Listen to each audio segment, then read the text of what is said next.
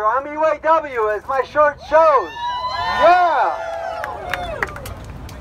And I have some prepared remarks so I just don't stray off, okay? So bear with me.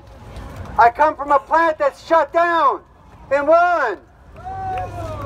We have 7 workers left in the plant. I used to represent 3,500. And you wonder, well, who's at the picket lines? It's Ford and Chrysler workers who are at our picket line at GM and Warren.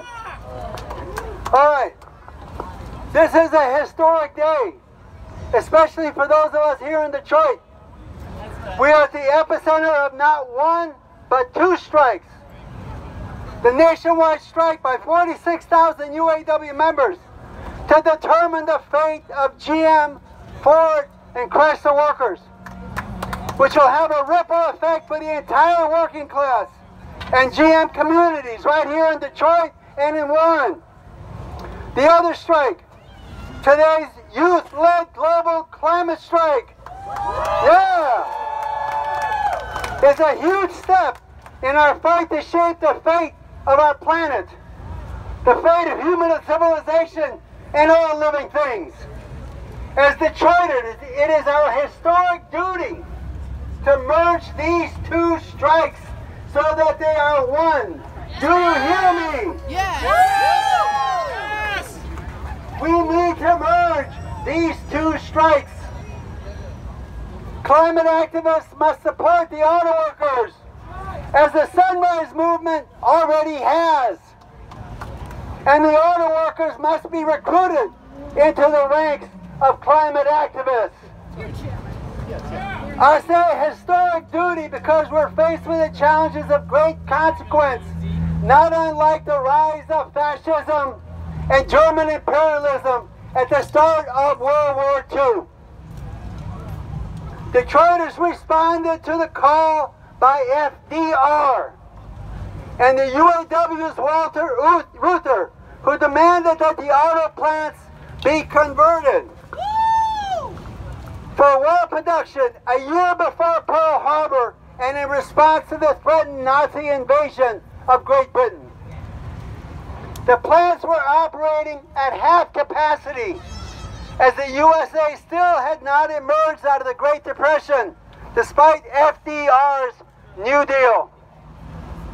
Within months, and over the objections of the auto tycoons, the plants were converted to produce warplanes, including the famous car plant at Willow Run.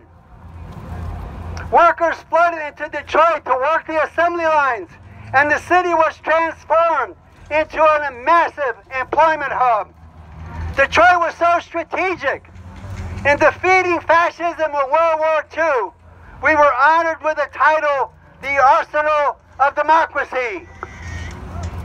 Brothers and sisters, we have a far more sinister and grave war on our hands today. A war to defend our planet from environmental ruin and climate chaos. A war for our civilization. Yeah, you can clap. What's the saying, right? It's the time to declare our city not the arsenal of democracy, but the arsenal for a green economy. With the power of the people and the political will in FDR, our industries were rapidly transformed in less than a year. We need nothing less now, and by all means, we need to establish a political will in Washington, D.C. in 2020. Are you with me? Yeah! So let's turn to the other strike right here at our doorstep at General Motors.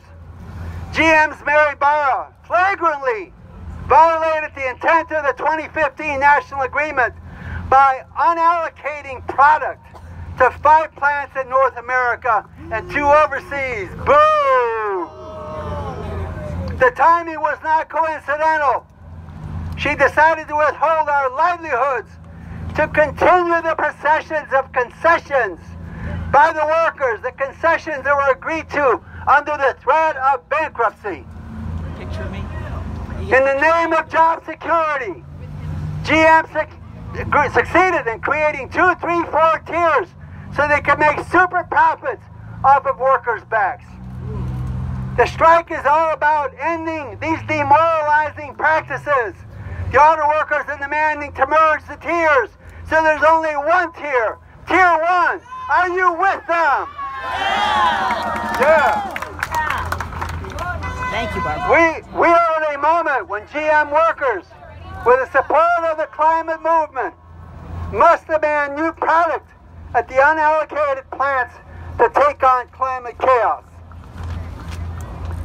We must demand the production of electric cars, electric trucks, electric buses, and rail cars for public transit to create the jobs that we need for a green economy now. Yeah!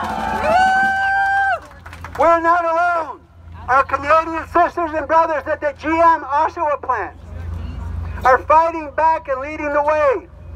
When Barra said that that plant was going to close, the auto workers occupied the factory.